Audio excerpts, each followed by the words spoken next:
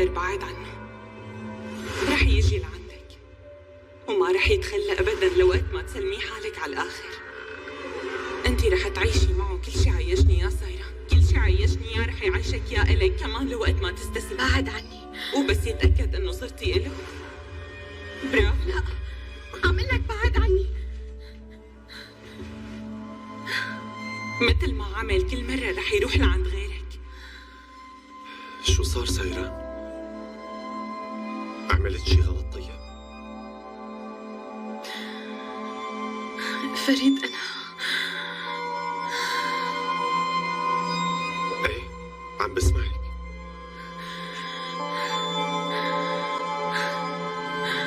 أنا جعت. كيف؟ شو كيف فريد؟ عم قلك أنا جعت. اللي من الصبح قد ما فكرت وينك وشو عم تعمل ما شربت حتى مي.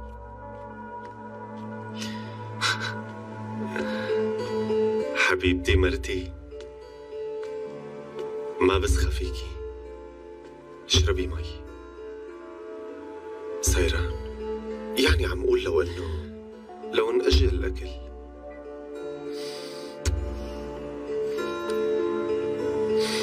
وما ننزح هاللحظة حبيبتي، شو رأيك؟ أنا ما عم بمزح فريد، عن جد جعت كتير وبظن إني رح دوخ من جوعي. يلا اقعد خلينا ناكل.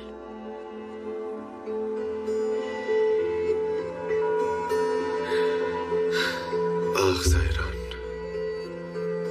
طيب لكان خلينا ناكل بالأول.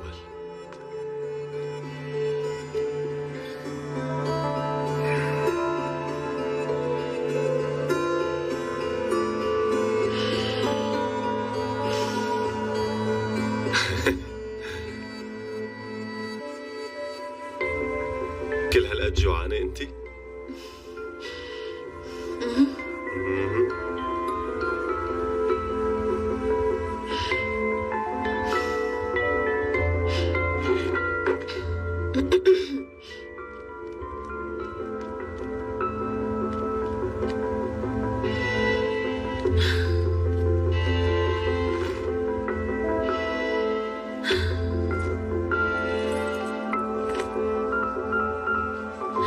اختي اكيد بيكون مشغول باله علي. اوكي، قولي لها انك منيحة وبعدين سكري تليفونك. ما تنسى عنا مرقنا بعد الأكل.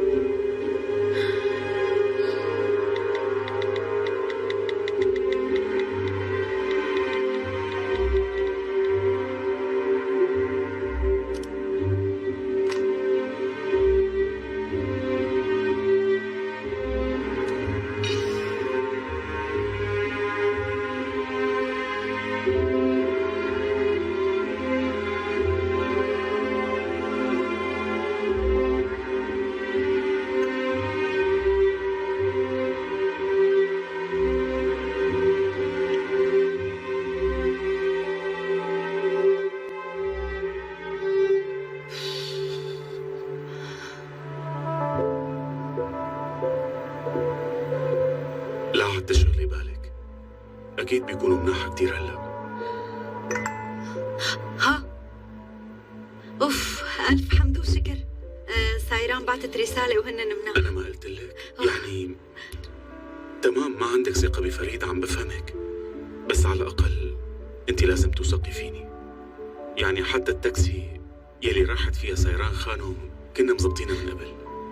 عن جد فيني اوثق فيك؟ طبعا بكل الأمور.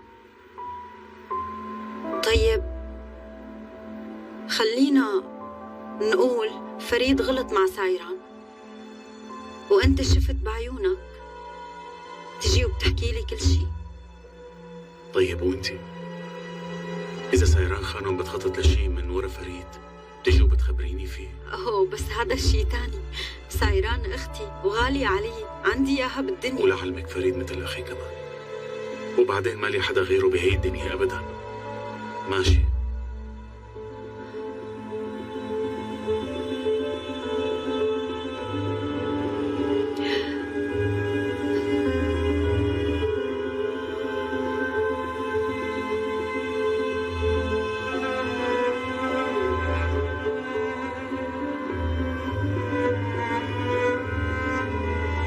قلي أي شي بالدنيا، بس ما تقلي مالك حدا. ماشي؟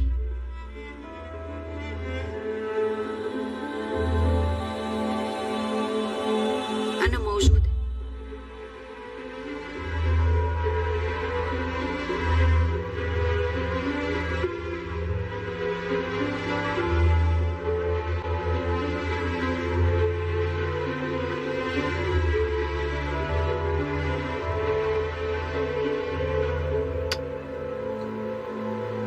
سونا خانم، يعني سونا، خلينا نترك الألقاب على جنب ونصير مع بعض.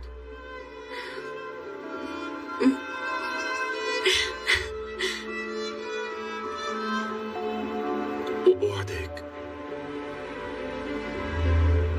يعني حتى لو ما قدرت أحكي لك كل شيء وبكل وقت، بس كرمال سعادتك أنت وسيران مستعد أعمل كل شيء بيطلع بإيدي. بوعدك.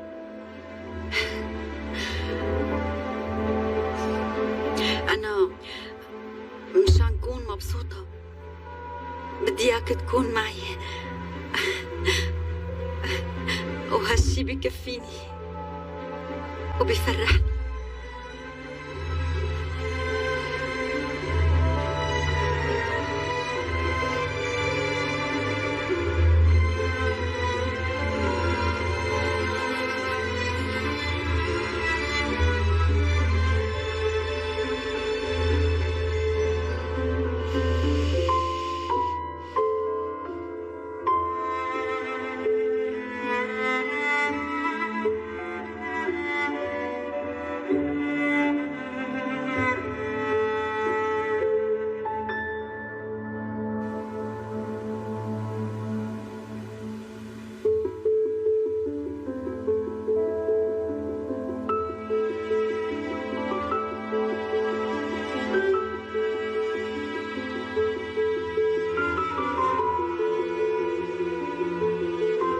فيكي تاكلي الحلو تبعي كمان ليكو؟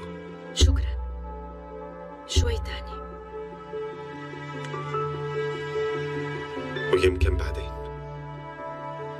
طبعا بهي الحالة بتكوني كسبتي 5 دقايق تانيين. شو عم بيصير فريد؟ شو عم تحاول تقول؟ شايف قدامي شو عم تحاولي تعملي سيران. فكرك ما عم بفهم.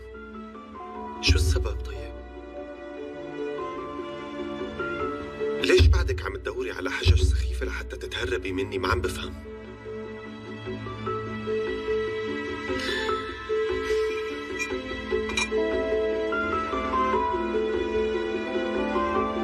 ما في لا سبب ولا شيء. القصة بس ماني جاهزة. مالك جاهزة؟ وحضرتك امتى رح تكوني جاهزة؟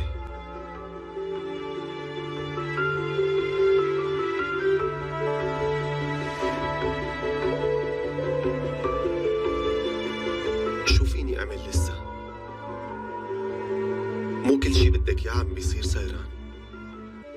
ما في حدا غيرك بحياتي، وعم حاول كمان. شو يلي ما كفاكي؟ يعني في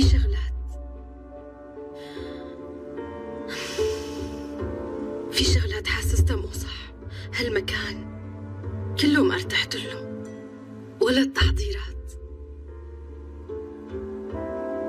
حاولت تحضر لي مفاجأة، بس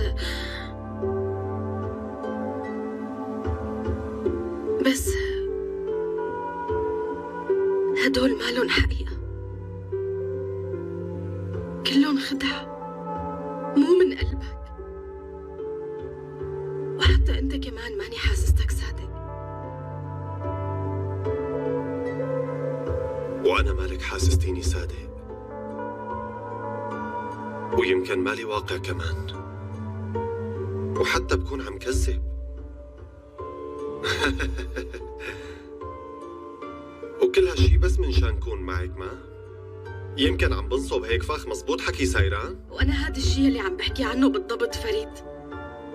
الأمور لما ما عم تمشي مثل ما أنا راسم لها دغري بتتحول، وشك فوراً بيتغير مدري كيف. وعم خوفك كمان، وعم تقرفي مني.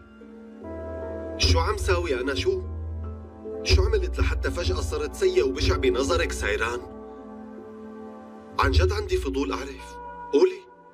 فريد حاجة. أنت حاجتك. اصحي على حالك بقى. أنت عم تتلعبي فيني، عم تلعبي بمشاعري سايران، أو شو بدك مني بالضبط؟ بالأول انتبه على نبرة صوتك أنت وعم تحكي. طبعاً كل طلبات سايران خانم بدها تصير بلحظة، بس أنا لما بحكي معها لازم انتبه على نبرة صوتي. هلا ما عم تحكي، عم تعيط. لكان ما تخليني عيط. انت يلي وصلتيني لهالحالة سايران. شو بدك انت؟ اطلعي حواليكي.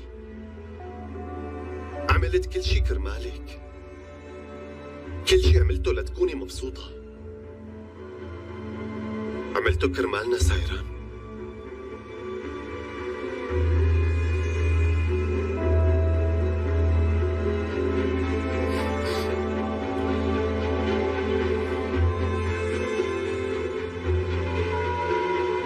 سايران، أعطينا فرصة بقى لو سمحتي.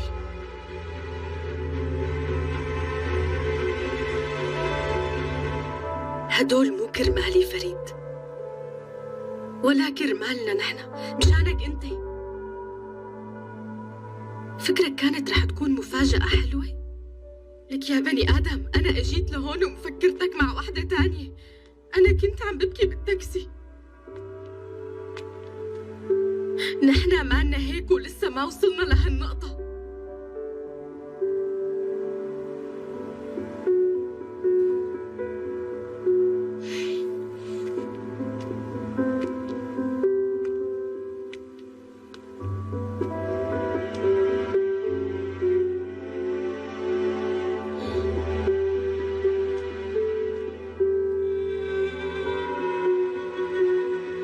ليكي سايران، ممكن كون عم بغلط هلأ، ويمكن مالي قدران حقق المفاجأة اللي بأحلامك، بس عم حاول. مالك شايفة؟ كل هدول ما لهم أي معنى عندك. طبعاً إلهم.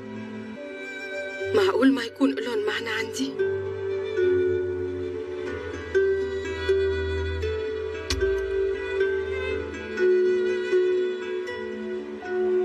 لكن ليش عم تتهربي مني؟ ليش عم تبعدي عني سايران؟ ها؟ أنا عم حاول طور علاقتنا، وأنتي المفروض تعملي شي كمان. كمان عم تعمل نفس الشي فريد، بس لأنه الليلة ما مشيت مثل ما بدك طلعت أنا الغلطانة. أنت مصدق هالشغلات وعم تحاول تقنعني معها. أنا مقتنع سايران، لأنه هي الحقيقة. وبعدين أنا ما عم بعمل شيء إضافي، مجرد عم حاول أتواصل معك، بس أنتي منغلقة لدرجة كله عم يروح على الفاضي. كل شيء عم ساويه على الفاضي. شو لازم أعمل لك أكتر؟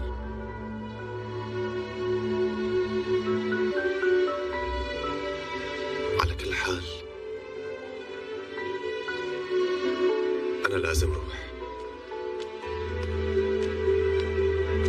إيه ماشي،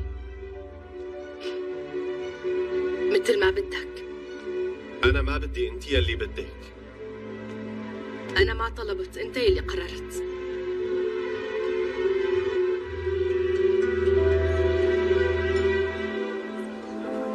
ورهان عم تخوفني. عم بسمعك. شو هالشي المهم لهالدرجة؟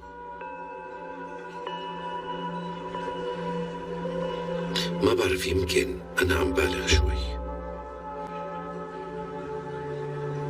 رجل كون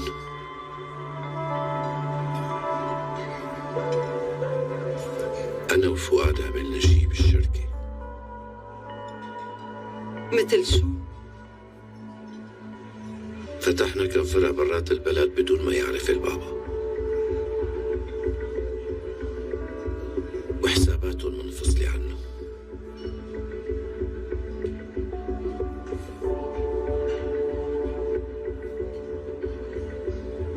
فهمني كيف قدرتوا تعملوا هيك بدون توقيع من أبوك؟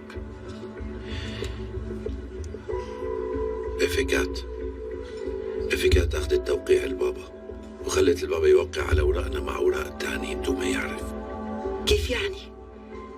رفيقات وانت وفؤاد ومين غيركم بيعرف؟ وليش خبيتوا عني؟ طيب قيمك من كل شيء. فهمني ليش هيك عملتوا انتم؟ مشان ما بعد البابا. يعني البابا إذا بيصير له شيء هديك المرة رح تجي وتشاركنا مع ابنها بكل شيء نحن بنملكه. هاليس كورهان لساته عايش وانتو حاولتوا تهربوا الاموال منه؟ شو هالجرأة هي؟ شو انتو جنيتوا يعني؟ البابا لو ما رجع على الشغل ما كان في أي مشكلة، بس هلا كل يوم عم يدقق بالأوراق وبالمحاسبة. بصراحة نحن خبينا كثير قد ما بنقدر، بس ماني عرفان هلا شو ممكن يصير. أبدا ماني عرفان. مانك عارفان؟ ليك هالمرة عن جد رح يقلعنا كلنا ومعه حق. فهمني انت كيف تتدخل فؤاد بهيك شيء؟ ليكي حتى لو كان بده يقلعنا، حاليا عنا القوة نكمل حياتنا مثل ما هي، وأنا عملت هالشغل كرمال حريتنا وكرمالنا وكرمال عيلتنا. كل هالشي كرمالنا نحن وبس.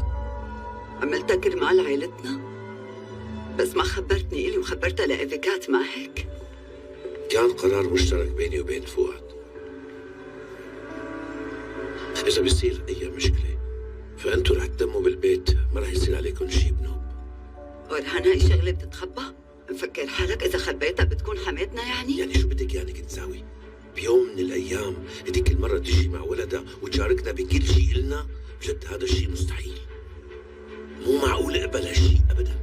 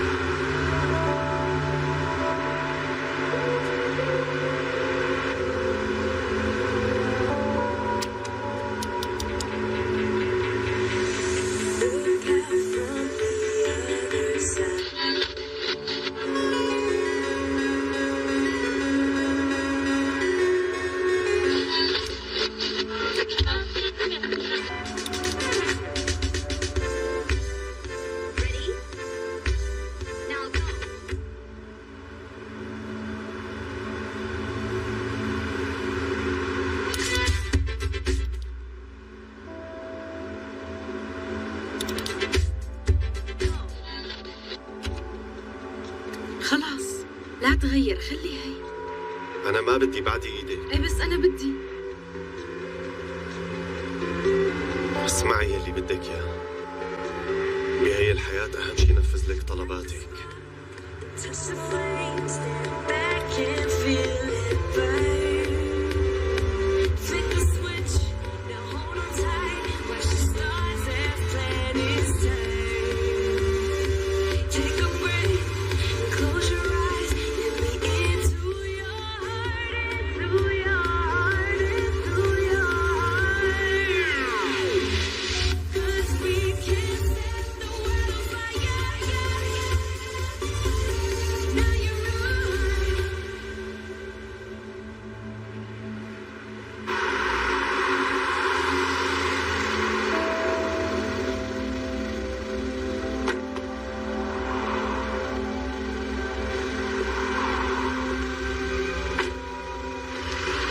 أهلا وسهلا فؤاد بيه.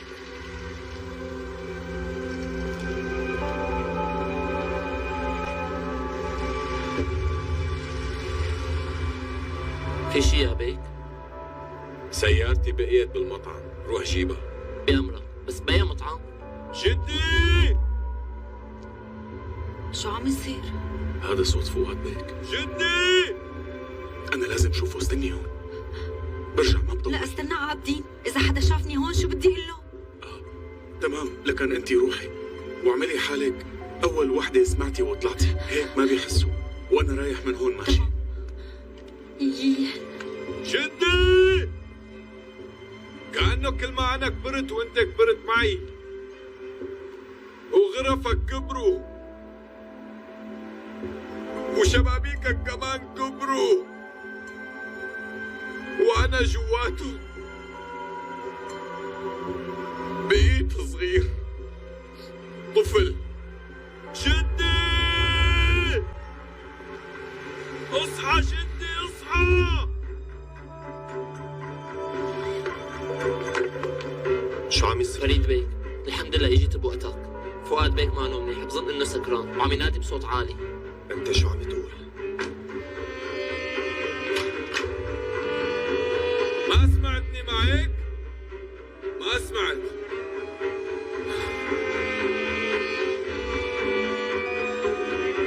ما سمعتني؟ ليش؟ لأنه جاكيتي مفتوح. شوف، وهلا زريت الجاكيت. فؤاد بيك أنت منيح. انت من وين طلعت ولا؟ بعد من هون؟ اخي شو عم تساوي؟ اصحى لحالك، فوت لجوا. اتركني، فوت. تعال هون اخي، فوت اخي. جدي بده يحبني إلي كمان. ليش؟ لأنه أنا كمان راح أقدر أجيب له حفيد. كيف؟ لأنه عم طلع جدي. خلصنا بقى. أسمان لو سمحتي اهدي، ما صار شي تمام؟ اهدي يا روحي. ما راح اتركك، خلاص.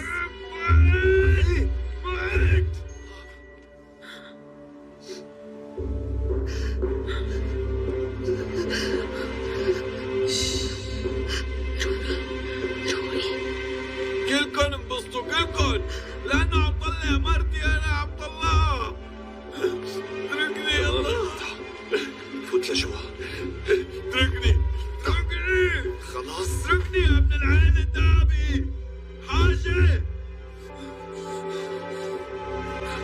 مليت بالله، مليت. اتركني. أنا كنت شو دخلك؟ اتركني. لو سمحت ما تغير، خلاص. اتركني عن جدي كمان، جدي عم تفهم معي. لو سمحت.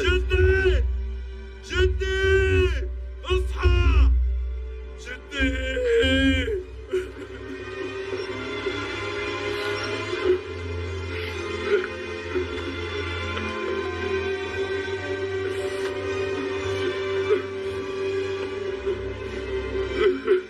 مبارك عليكم، عم طلع السمان. انبسطوا بقى، يلا انبسطوا.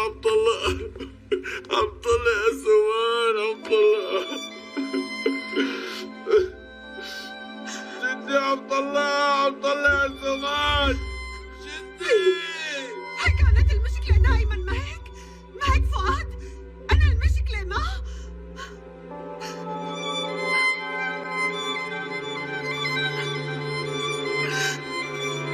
أسومان، لو سمحتي، مو هلا لو سمحتي.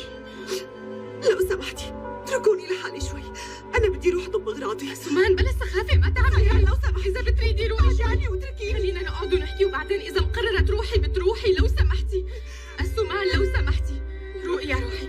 سونا تعي. أسومان. يا أولاد شو عم يصير؟ طالعين لفوق. تمام، امشي يا سمان، تمام. امشي.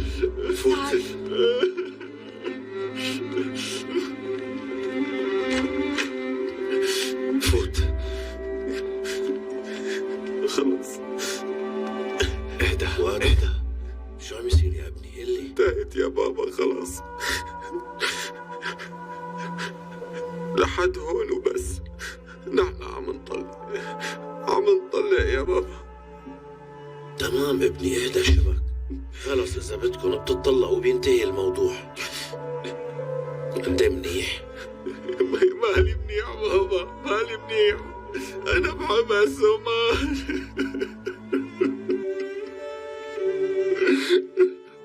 برهان بيك شو صاير كمان؟ البابا فاق؟ ما بعرف، هلا بطلع بتفقده. تمام، اطلع شوفه، وإذا ما فاق لا تصحي لو سمحت.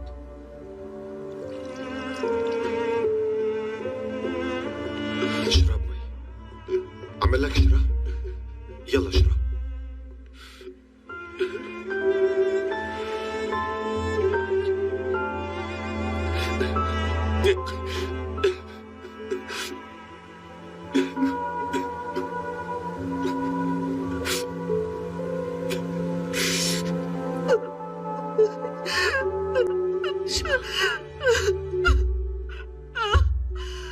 بنتي اهدي شوي. بتحبي تحكي شيء؟ قولي شو صاير معك. أنا خليني أطلع لكان. لا لا ابدا سونا، لا مو هذا السبب لو سمحتي. مجرد الحكي عم يكون صعب علي. شو رأيك تشربي شيء لتروقي؟ بتحبي تشربي شاي أخضر؟ لا أنا بدي أترك هذا البيت وروح، وبأسرع وقت ممكن. شو هالحكي؟ بنتي هذا بيتك كمان، بيتنا كلنا. أنا وحدة غريبة بيناتكم، أصلاً أنا زيادة على حياة الكل. شوفي فؤاد كان حابب يعطي بشارة طلاقنا لجده، قال هو بيقدر يجيب حفيد، وبما إنه أنا ما بقدر لازم أمشي. سومان ليكي اسمعي، ما كان مثل ما عم تحكي، صدقيني كان عم يتوجع. حبيبتي انتم متزوجين، بتتخانقوا وبتتناقروا، بس لازم تكوني هادية. انتي وفؤاد ما لكم أعداء، بالعكس. كيف يعني بدك تتركي البيت وتطلقي كمان؟ لما يروق فؤاد بتقعدوا وبتحكوا، بس هلأ روقي تمام؟ مبين إنه كان متوتر من هاليس آغا، مزبوط؟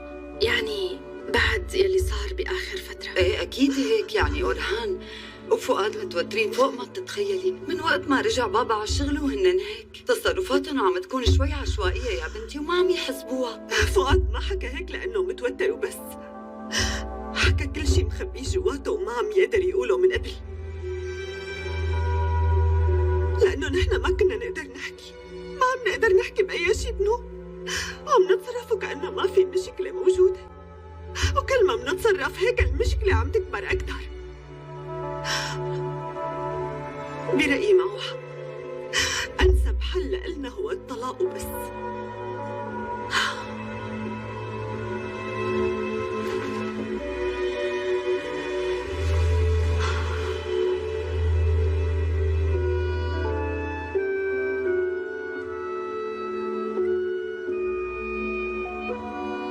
آخ يا أخي، شو اللي خلاك تشرب كل هاد؟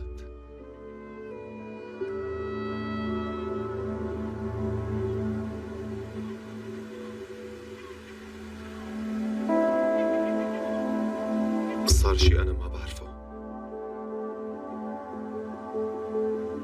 لا،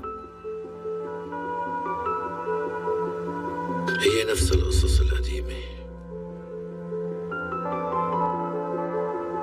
بس امبارح بالليل جدك لما حكى ضغط عليه. طيب شو قال له؟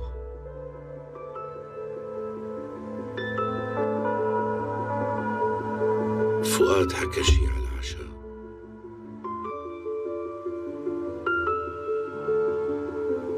وجدك عصب وصار يعيط، يعني انت بتعرف عادته.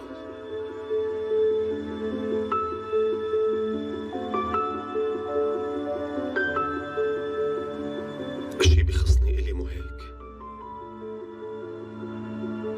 أخي ما بده يشوفني بالشركة، بعرف، لاحظت هالشي. لا يا ابني،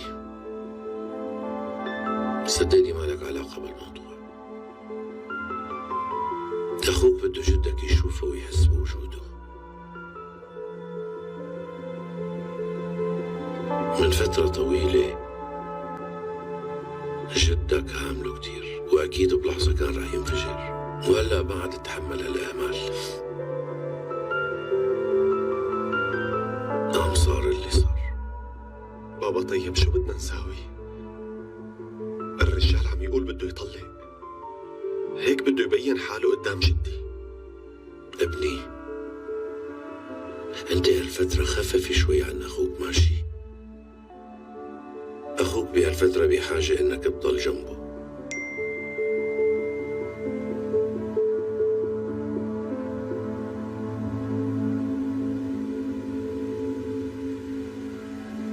انت ما تقلق بابا. سيران بعتت مسج، آسومان الليلة بدها تضل بالغرفة تبع الضيوف، وأنا طالع على غرفتنا. تمام. انا كمان خليني شوي مع اخوك.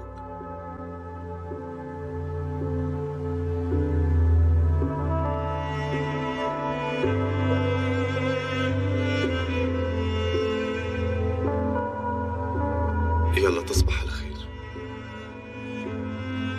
وانت من اهله.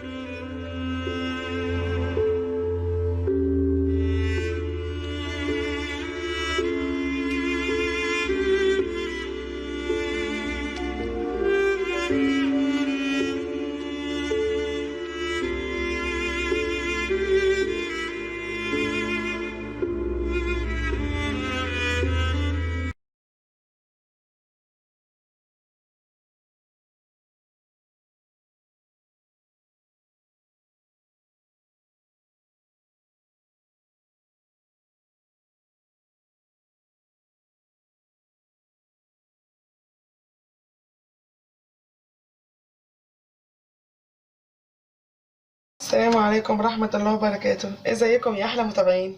يا رب دايما تكونوا بخير. انا ياسمين، مطبخ صدفة حلوة. لو عجبتك الوصفة ما تنسينيش باللايك والشير. النهارده بقى يا جماعة انا جايبه لكم وصفة حلوة قوي بمناسبة الشتاء، ان احنا قاعدين بقى والجو نطرة والحاجات ديت، فانا نعمل بقى حاجات سهلة كده وخفيفة. مكونات كلها في البيت، الزيت بتاعنا من التموين، دقيقنا من التموين، حاجتنا كلها معانا، ونشتغل ونقول المقادير ونعمل معانا مع بعض البسكوت البيمبو. اول حاجة دي معايا هنا كوبايتين ونص من الدقيق، كوبايتين ونص من الدقيق، نص كوبايه زيت، اي زيت، بس الافضل ان انت تستخدمي زيت حلوه ولا زيت عباد الشمس، الزيت اللي هو النضيف. انما زيت التموين بصراحه في الوصفه دي مش هينفع، علشان هيكون ايه، بدي طعم مزرنخه شويه. زيت التموين مبقاش نضيف قوي يعني. هعمل لكم حلقه ازاي تنضفوا زيت التموين، هعمله لكم الحلقه ديت، انا محضره الفيديو هجهزه، بس انا بتاخر في تنزيل الوصفات لان انا معايا اطفال، ما بعرفش ان انا اصور كل يوم، واشوا بيقعدوا يعيطوا بيقعدوا يزنوا بيقعدوا يعملوا. فالمهم نشتغل بقى في المقادير بتاعتنا واقول لكم. اول حاجه معايا كوبايتين ونص من الدقيق، نص كوبايه زيت، معايا معلقه بيكنج باودر، معايا كيس فانيليا، معايا بيضتين بدرجه حراره الغرفه، معايا نص كوبايه سكر بودره. اللي معايا كله بالكوبايه المج ديت، بس الكوبايات خلصت ففضيتها في قلب الطبق ده. معايا هنا معلقه كبيره عسل اسمر، معلقه كبيره عسل اسمر، بس كده، مش محتاج اي حاجه تانية خالص. البيض بتاعي انا حاطه عليه ذره ملح ومعلقه خل. الخل بيضيع زفره البيض وبيدي طراوه للمعجنات، بيخلي الحاجه حلوه قوي. هنا هستخدم المضرب الكهرباء بتاعي. ما عندكيش مضرب كهرباء ممكن استغني بايدك، اشتغلي بايديكي. انا جايبه المضرب بتاعه هشتغل بيه. ادي المضرب بتاعه. اول حاجه دي انا جبت معايا كده بوله، مكونات الجافه كلها احطها مع بعض. احط الدقيق مع بعض، احط عليه كوبايه، احط عليه معلقه البيكنج باودر، معلقه البيكنج باودر الكبيره على الدقيق، واحط عليه معلقه الملح، هنحطها بردك على الدقيق واحط هنا على البيض. اول حاجه معايا هنا احط البيضتين بتوعي في قلب البوله كده، وهنزل عليهم بالسكر، وهديهم ضربه جامد قوي بالمضرب الكهرباء لغايه ما يخلي قوامه يبقى فوم كده، مطلع فوم كده حلو لونه ابيض. ممكن تستغني عن المضرب، اعملي بايديكي، بس انا هعمل هنا بالمضرب. هضرب البتاع وارجع اوريه لكم. اهو يا حبايبي، ما عملتش اي حاجه خالص غير ان انا حطيت البيض على السكر البودره وضربته. هنزل عليها بمعلقه العسل الاسمر. معلقه العسل الاسمر هتقولي دي ليه؟ هقول لك هتدي شكل للبسكوت البيمبو بتاعي، هتخليه حلو قوي من جوه. ممكن تستغني عنها وتحطي كريم كراميل، ما عندكيش حطي كريم كراميل، بس الناس كلها عندها عسل اسمر بصراحه، فانا ما رضيتش ان انا احط عليه كريم كراميل، اوريكم ان انا هعمله بمعلقه العسل الاسمر. هديها ضربه معلقه العسل الاسمر، وهنزل عليها بالزيت، وهرجع بردك تاني اوريكم انا عملت ايه. اهو يا حبايبي، حطيت عليها معلقه العسل الاسمر واديتها ضربه كده خفيفه. هنزل عليها بنص كوبايه الزيت بتاعي، وهديها برضك ضربه خفيفه. اخر حاجه خالص هنزل عليها بقى بايه؟ بالدقيق بتاعي بالتدريج. ادينا انا بضرب اهوت ضربه كده خفيفه بس ادمج المكونات مع بعض.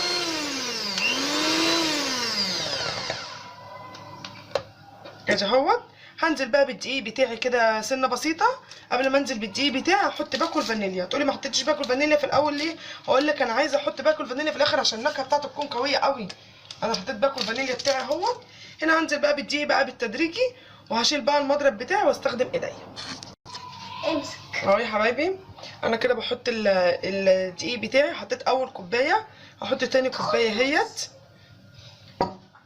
وهبتدي برضك ان انا اقلب كده بالتدريج. اقلبه وانزل بالنص التاني بتاعي. وانا ممكن اشيل المعلقه واستخدم اعملها عليها افردها عليها. حطيتها على الصينيه حسيت ان هي محتاجه شويه دقيق شويه. حطيت لها 3 4 معالق دقيق وعجنتها. بصوا بتبقى عامله ازاي؟ بتبقى كده عجنته طريه بس ما بتلزقش في الايد. يعني عجينه البسكوت بتاعي طريه بس ما بتلزقش في الايد، ما بتديش مطه كده. ماشي. انا كده بقى عجنتها كويس اهوت 3 4 عجنات كده. ما عجنتش فيها كتير لان انا مش عايزاه البسكوت بتاعي يديني عرق، انا مش عايزاه يديني مطه. عندي بقى كده جبت كيسين بلاستيك. عندي الاول صينيه مدهونه زيت. ادي الصينيه بتاعتي اهيت. دي صينيه الميكرويف انا دهناها زيت. تمام. جبت كيس بلاستيك كده. معلش بس الصوت اللي جنب مني دوت ابني قاعد بيطلع بمعين بيلعب جنب مني لان هو لسه طفل بيرضع. ما اقدرش انا اتحكم اقول له اقعد ساكت واسكت. فلو الصوت بس عالي شويه من المواعين تعرفوا ان ابني قاعد بيلعب. انا كده جبت كيس بلاستيك اهوت حطيت عليه كده اهوت كيس بلاستيك فتحته. تمام كده. هجيب حته عجينه بتاعتي. في الوقت دوت انت ممكن تحطي العجينه تحت في التلاجة بس انا مش هحطها ترتاح. ليه؟ لان احنا في الشتاء فالجو ساقع فهي مش محتاجه اصلا راحه. يعني هي العجينه بتجمد مني. العجينه بتنشف مني عشان الجو هوا قوي. الدنيا النهارده عماله تنطر والجو ساقع جدا فالعجينه مش هحطها ترتاح. انا هنا جبت حته عجينه بتاعتي معايا اهيت. حطيتها كيس تحت وكيس فوق. كيس تحت وكيس فوق. الكيس ليه؟ هيسهل معاكي في التقطيع ويسهل معاكي في الفرد ويسهل معاكي في شيل العجين. هيسهل معاكي في كل حاجه. هفردها كده بالنشابه بتاعتي اهيت. انا عايزه اخلي سمكها يكون انا بحط الكيس فوق علشان العجينه ما تلزقش في قلب النشابه. هتسهل معاكي في الاتنين. كيس تلاجة عادي ان احنا بنحط فيه الاكل بتاعنا. وهفردها كده اهوت بالراحه كده زي ما انتوا شايفين كده اهوت. اهوت زي ما انتوا شايفين كده. بصوا بفرد بالراحه كده على قد مهلي. هتخليها سمكها ايه؟ نص سنتي. خليها نص سنتي. عندك القطاعه فردتي بيها، ما عندكيش فردتي بكوبايه. انا عندي قطاعات ورده بس بسكوت البيمبو مش ورده، بسكوت البيمبو مربع مدور قصدي. فانا جبت كوبايه كده صغيره. كوبايه اهي صغيره كده اهيت. بقها هيكون صغير. ابسط الطريقه خالص لو ما عندكيش القطاعات. انا عندي القطاعات الورده ما عنديش القطاعات المدوره. هنزل بيها كده اهوت اهيت اهو زي ما انتوا شايفين كده اهو. حاولي ما ترقيهاش قوي عشان البسكوت لما يخش الفرن بتاعك ما يتحرقش. ما ترقيش العجينه قوي اهي. بصوا اهوت. انا بقى عايزاها تكون صغيره كده شكلها اموره كده زي ما انتوا شايفين اهي. اجي اول واحده اهيت انا عملتها. ودي الصينيه بتاعتي اوريها لكم برضك تاني. انا اوريكم قطعت ازاي. هتشيلي كده اهو. بصي الكيس كده من تحت اهو وشيلي عجينتك كده اهي. بس كيس اهوت وشيلي عجينتك كده اهو. هدخل الفرن بقى على درجه حراره 160 والفرن ما يعلاش اكتر من كده عشان البسكوت بتاعك ما يتحرقش. بصوا بقى فايده العسل الاسمر خلت العجينه بتاعتي شكلها عامل ازاي. بصوا شكلها عامل ازاي. شكلها مغمقه ازاي. مش فاتحه قوي لان بسكوت البيمبو بيبقى لونه مغمق كده. هخلص الكميه بتاعتي وادخل الفرن درجه حراره 160 ويقعد معاكي 12 دقيقه بالظبط 10 دقايق بالظبط مش هقعد اكتر من كده. وهرجع تاني عشان نجرنشه مع بعض ونعمل الشوكولاته السايحه بتاعتي. تمام. خليكوا بقى معايا اخلص الكميه وارجع لكم يا حبايبي. ادي البسكوت بتاعي بعد ما استوى. بصوا هو بيبقى كده من الظهر ما ينفعش ان هو يحمر اكتر من كده. انا هنا بقى كان عندي قطاعه الوردات اللي انا قلت لكم عليها ديت. القطاعات دي جبتها وبرضك اشتغلت عملت بقى حبه اللي هم دول اهو. شايفين شكله عامل ازاي. هنا بقى كان عندي شوكولاته خام حطيتها على حمام ميه وسيحتها. بعد ما ساحت حطيت عليها معلقه زيت بقت الشوكولاته كده. الشوكولاته دي يا جماعه شوكولاته خام انا جايباها. ممكن تجيب السايبه ممكن تجيب اللي هي الباكت. انا جبتها سايبه وحطيت الطبق ده فيه الشوكولاته. تحت منه حله ميه فيها ميه على النار بتغلي. بس خلي بالك لو الشوكولاته فيها ميه هتكتل معاكي زي دي. انا كنت بسيحها وبنتي حطت المعلقه مطرحها ميه في قلب الشوكولاته، فالشوكولاته كتلت معايا كده. فخدي بالك الشوكولاته اللي انت بتعمليها حمام البخار ما تحطش فيها نقطه ميه نهائي، هتبوظ معاكي. هنا بقى عشان ازوق ازوق البسكوت بتاعي لازم احط صينيه عليها ورقه زبده. اول حاجه هنا هعملها ايه، هجيب البسكوتيه بتاعتي كده الاتنين مع بعض، احط بقى الشوكولاته اللي هي ايه، الشوكولاته اللي هي اتكتلت معايا ان انا هقفل بيها بس من جوه. احط حته كده اهوت زي ما انتم شايفين كده اهوت اهيت، واحط التانيه كده عليها اقفلها بحيث بقى ان هو يقفل من جوه. وهنا لازم بقى تحطيه في قلب الشوكولاته دوت معاكي شوكه ومعلقه، ما ينفعش تستخدمي الطبق بالشوكولاته الخام من غير ما تكون معاكي شوكه ومعلقه، لازم الاتنين يا جماعه شوكه ومعلقه. الشوكه تحطي كده، المعلقه تحطي كده تغطسيها فيه، والشوكه هترفعي من تحت لان الشوكولاته بقيتها هتنزل معاكي من تحت كده بقت، وتعمليها كده وتخبطيها على الطبق كده، الشوكولاته الزياده هتنزل معاكي. لازم بقى ورقه زبده عشان احط عليها البسكوت بتاعي. البسكوت بتاعي يا جماعه ما خدش معايا 10 دقايق في الفرن عشان ما يتحرقش معاكي. ورقه زبده تحت منها صينيه، شوكه تشيلي بيها وتنزلي كده اهوت. تمام اهوت زي ما انتم شايفين كده. اعمل واحده تانية معاكم واوريها لكم، اشيل بس الصينيه كده عشان تشوفوها اهيت. ادي بسكوتين الورده، عملت واحده مدوره، اعمل لكم واحده ورده. ادي بسكوتين الورده، حبه شوكولاته من جوه، الشوكولاته اللي هي اتكتلت معايا مش هتترمي، لان هي لو قلت لكم زي ما هي قلت لكم ان تحط فيها شويه نقطه ميه، فهي اللي خليتها اتكتلت كده. اساوي الوردات على بعض، كل ورده والتانيه بقها مع بعض شايفين زي ما انا عامله كده، وانزل بيها في قلب الشوكولاته بتاعتي، وبالمعلقه اغطي من فوق واغطي من تحت البسكوت بتاعي البامبو بتاعي اهو، وبالشوكه اقوم جايه رافعه الشوكولاته، رافعه البسكوتيه من تحت عشان تديني الشكل دوت، عشان الشوكولاته فيها الشوكه فيها الفراغات هتنزل لك الشوكولاته بتاعك اللي هي فيها الزياده. شايفين بينقط من تحت ازاي اهوت. تمام. وعلى ورقه زبده واحط البسكوت بتاعي. هخلص بقى الكميه بتاعتي بقى وارجع اوريهولكوا بقى في الاخر. حبايبي ادي شكل البيمبو بتاعي بعد ما عملته. انا زوقته كده بالشوكولاته، ووريكم انا زوقته ازاي. حطيته بقى كده في صينيه كده وزوقته كده، خليته شكله جميل زي ما انتم شايفين كده اهوت. يا رب تكون وصفتي عجبتكم، اشوفكم يا رب بألف خير. السلام عليكم ورحمه الله وبركاته.